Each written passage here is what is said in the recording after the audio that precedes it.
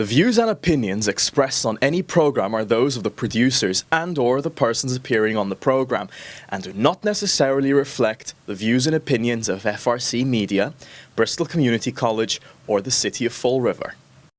This week on FRCmedia News, public safety officials get training on dealing with rail emergencies with South Coast Rail on the way. The state budget passes the legislature. How will Fall River fare? And we all scream for ice cream. Take part in the city's ice cream tour. All this and more coming up.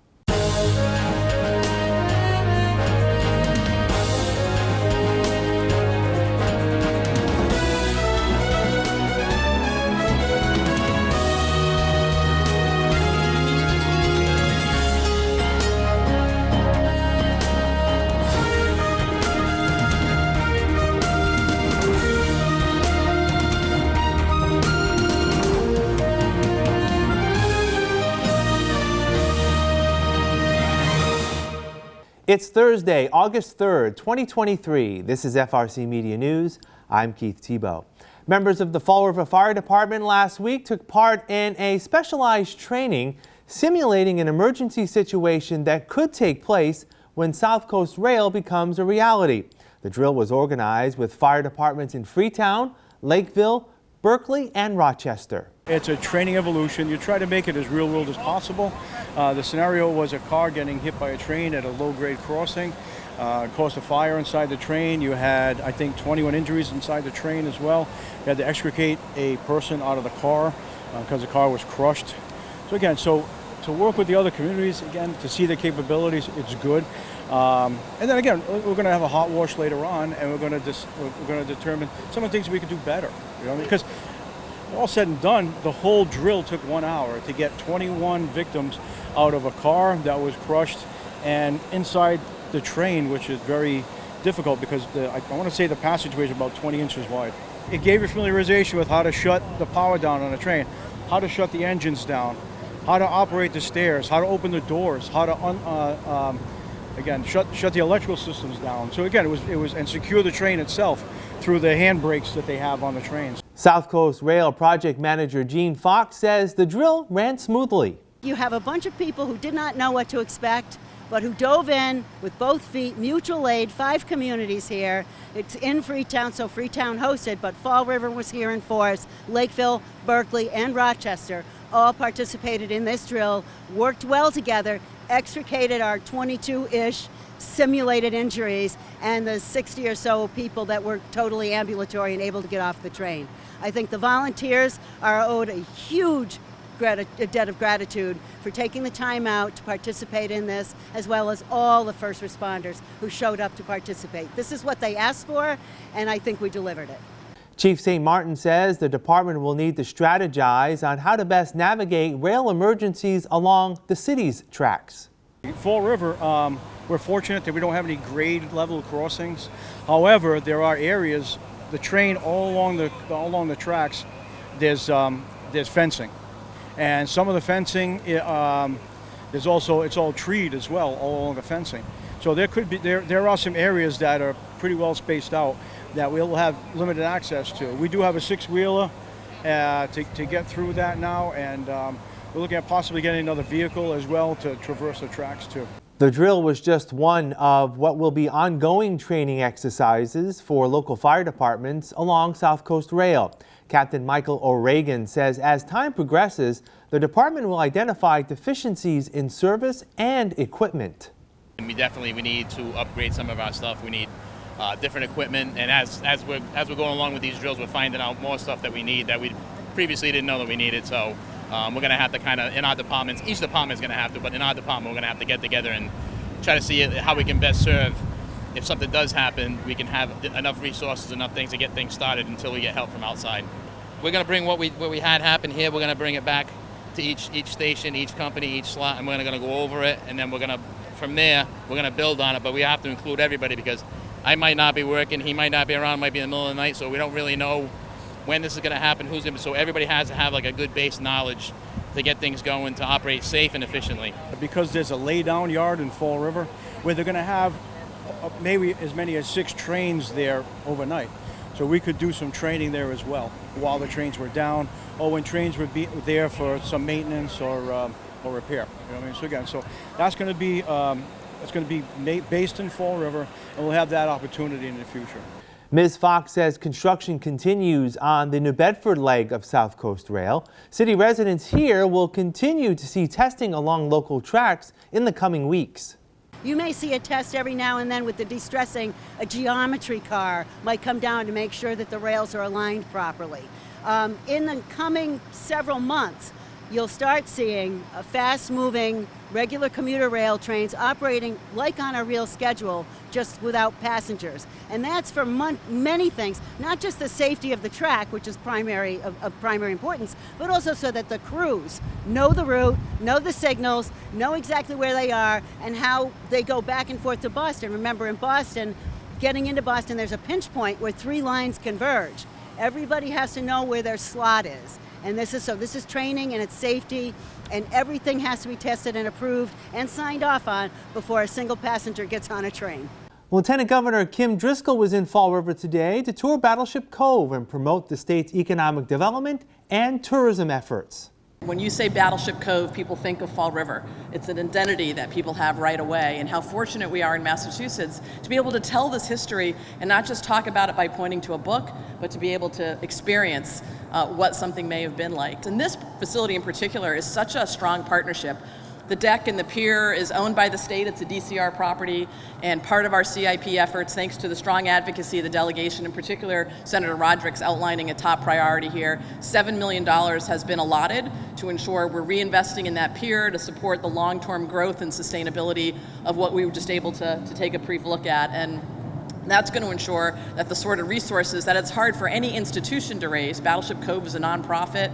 You can't necessarily lean into the whole effort by yourself. This is where the state partnership is so strong. State-owned pier, private nonprofit, working together to ensure these historical assets remain in place. Battleship Cove Executive Director Reagan Mathman says the museum has received steadfast support from the state in securing financing for much-needed repairs.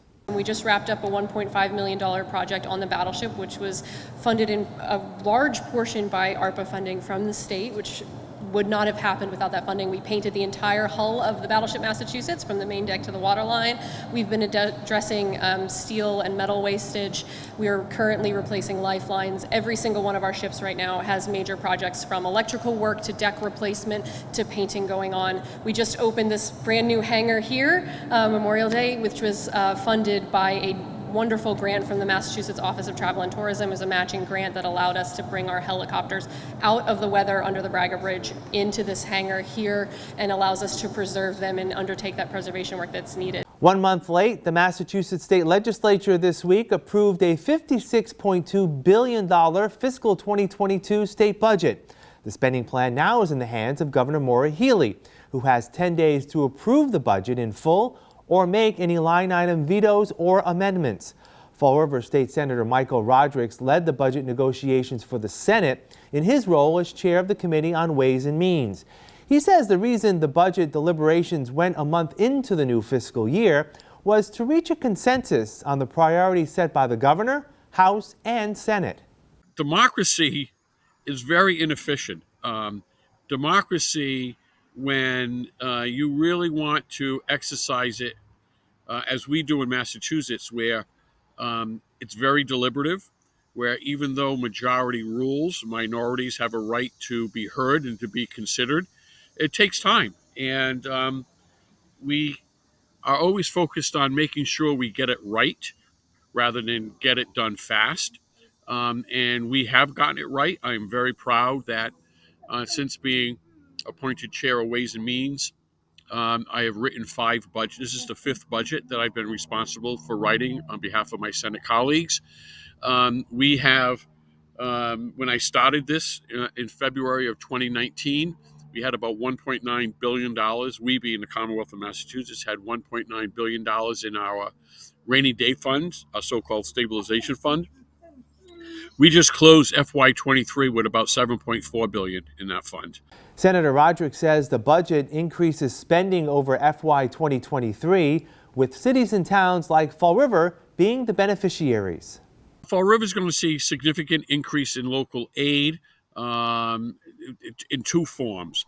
One is in so-called Chapter 70, which is aid directly that goes to our K through 12 school system, over a $20 million increase over last fiscal year, which realized a $13 million increase over the fiscal year before.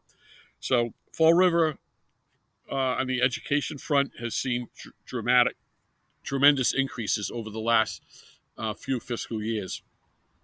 In the other side of the equation, in so-called, we call it UGA, unrestricted general government aid. It used to be called lottery aid because the proceeds of the Massachusetts State Lottery goes to local aid, but we supplement lottery aid with general fund money now, and again, significant increase for Fall River in local aid. Fall River will also receive increased support for public safety. My largest personal priority in the form of a quote-unquote earmark or a special allocation in the budget is in the world of public safety.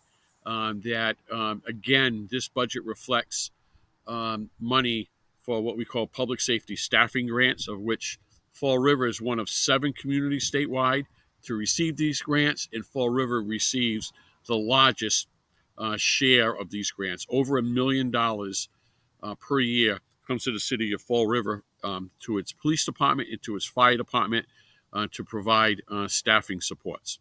The budget also includes a permanent universal free lunch program for local schools and an increased investment in Bristol Community College and other community colleges across the Commonwealth. There's actually a total of $50 million of new spending focused on community colleges.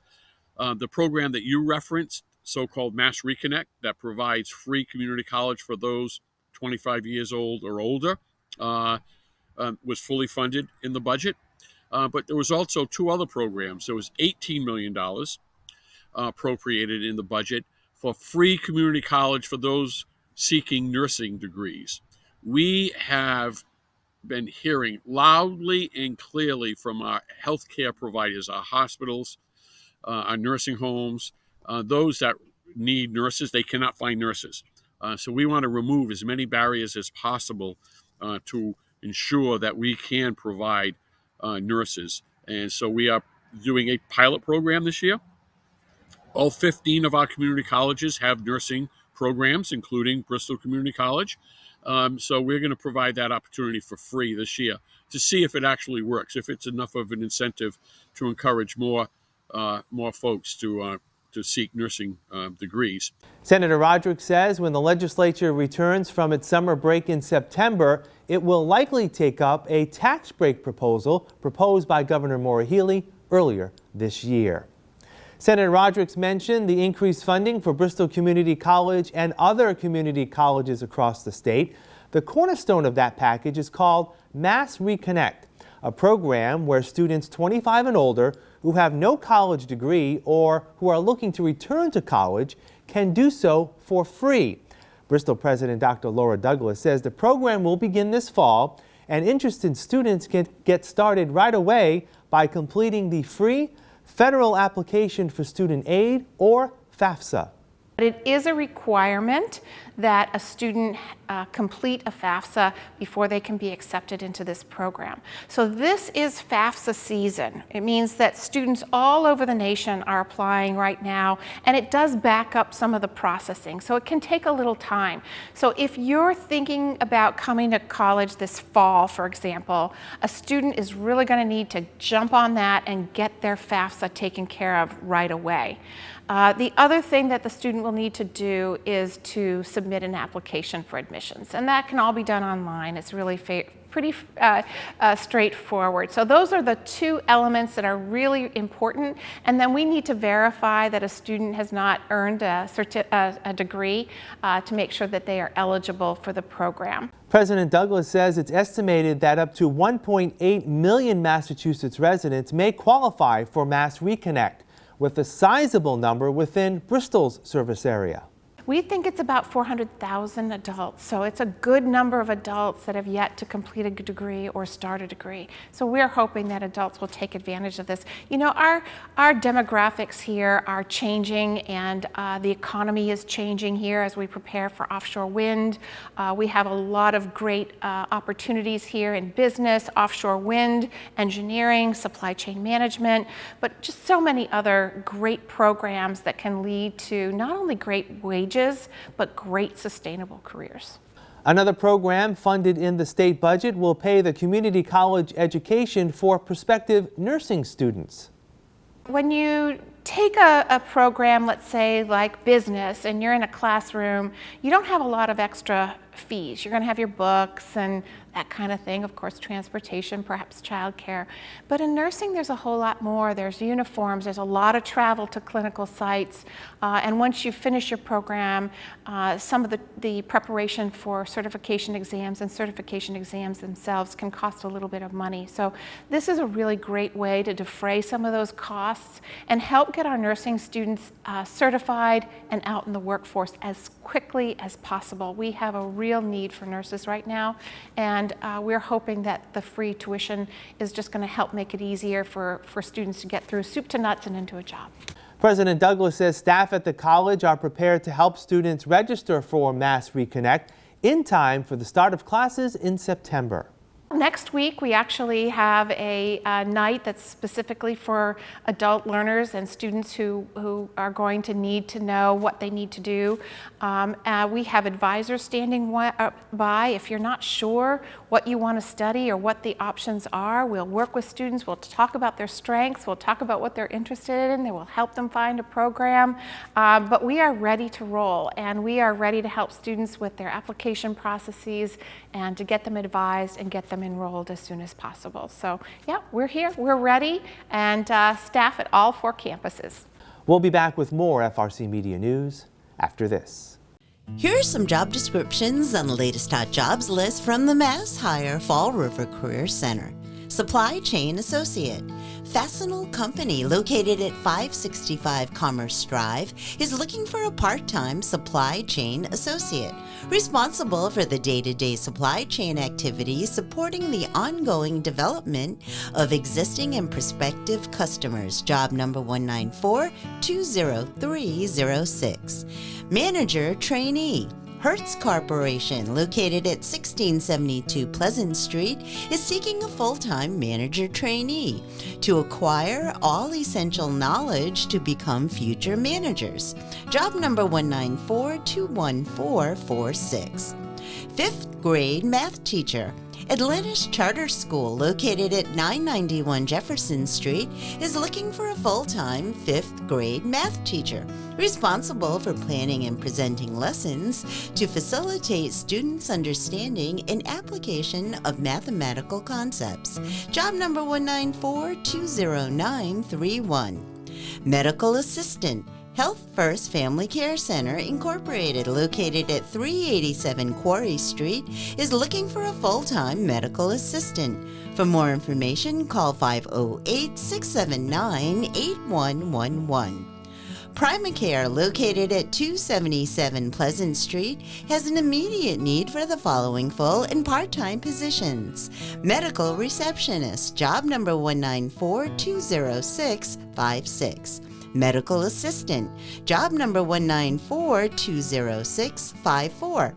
For more information about these or other positions, visit Mass Hire JobQuest at jobquest.dcs.eol.mass.gov or call the Mass Hire Fall River Career Center at 508-730-5000.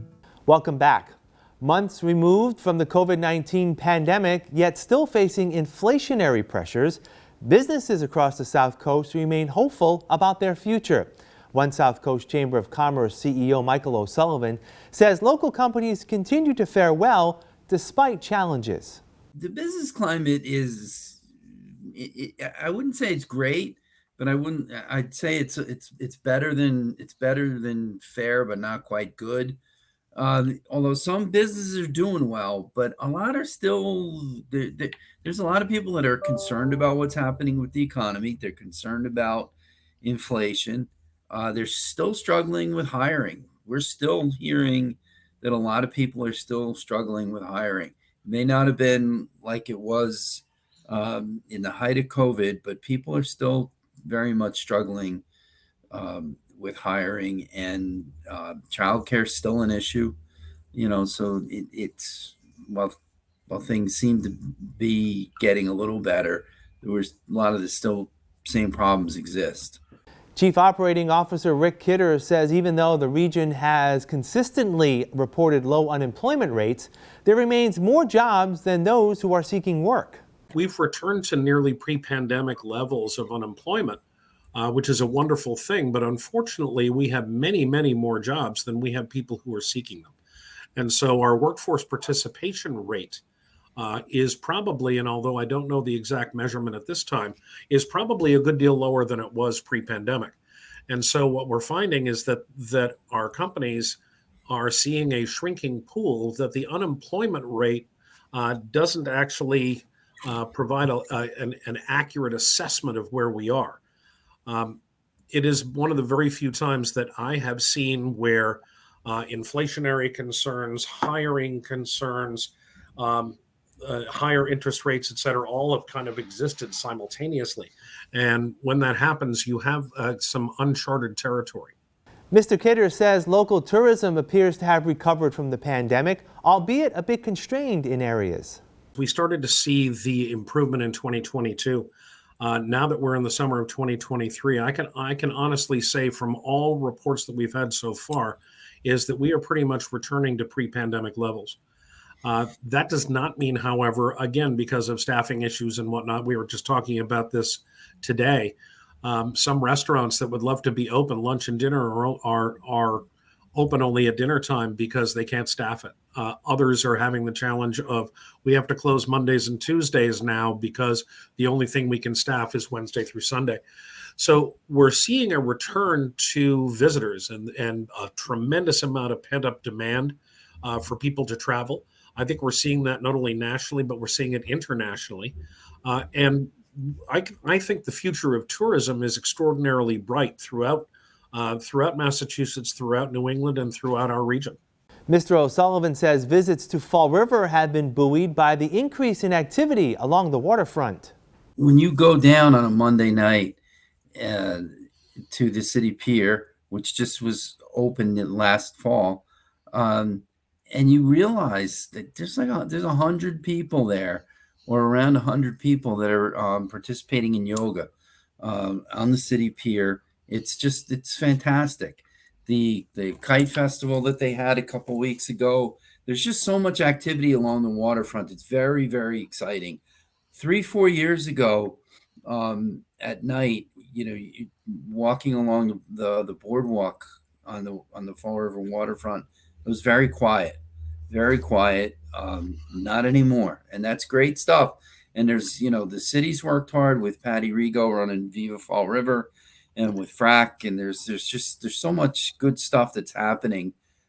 So many events that are happening that it's exciting to be in Fall River along the waterfront in the evenings.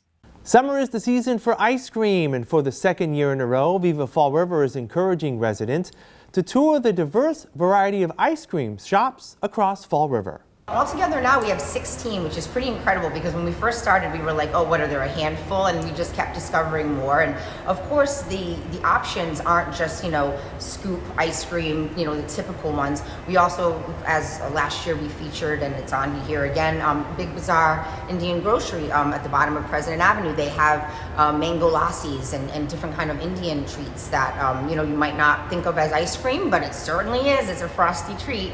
And then, we had a new place that I actually just saw when I was driving down South Main. It's New York style ices. It's a place called Joe Maggs. And then, I find out all of these things by looking on social media. So for me, it's about putting the information together and making it more easily accessible for people. So like Alva's Feast, for instance, is making these great new icy drinks. So we wanted to make sure that, we added them to the list and gave them their proper due.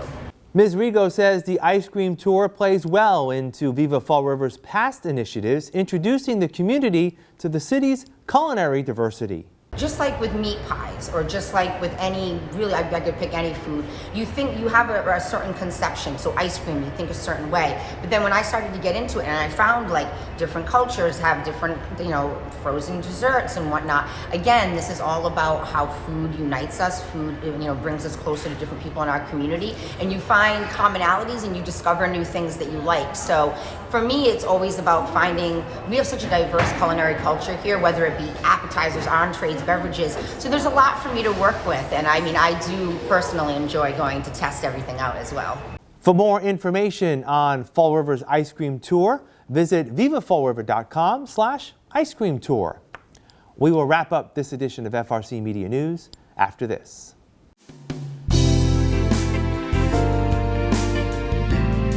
Welcome to Hot Dogs and Cool Cats. Today we have Marbles. Marbles is a 2-year-old domestic short-haired male. He's a little out of it today. He just got neutered. Marbles is a very sweet kitty. He loves attention. He would do good in just about any home. Kids with him would be fine. He's a very laid-back kind of guy. Marbles was found as a stray. We, you know, held him for a few days to see if somebody would come forward for him. Nobody came forward, so he is available for adoption. So if you'd like to meet Marbles, give us a call at Forever Paws Animal Shelter, 300 Linwood Street. The number is 508-677-9154. Come down and meet Marbles. He would love to meet you. Today with us we have Saba. She is a 7-month-old husky mix.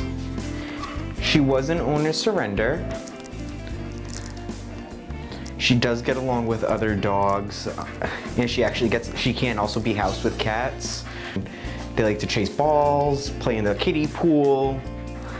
She has pretty good dog manners. She does love to play fetch, so if you have a ball, you can throw it and she'll go chase it. She's very fast. She's a fast runner. She would probably do well in an active home. So if you like to go for long walks, if you like to go for hikes, I think she would be a good walking partner, because she doesn't have a background history with children, because she is an older puppy. So we do recommend 12 and up for children. She doesn't know too many commands, but she does know sit. Sit. Yes. She's very, very gentle. If you want to come down and meet Saba, you can call Forever Paws to make an appointment to come see her. I know she'd love to meet you. That's it for this edition of FRC Media News. Please visit our website at frmedia.org for all the latest news and local information. FRC Media News airs Thursdays at 6 p.m. and Fridays at 5:30 p.m. For all of us at FRC Media News, have a great weekend. We'll see you next Thursday.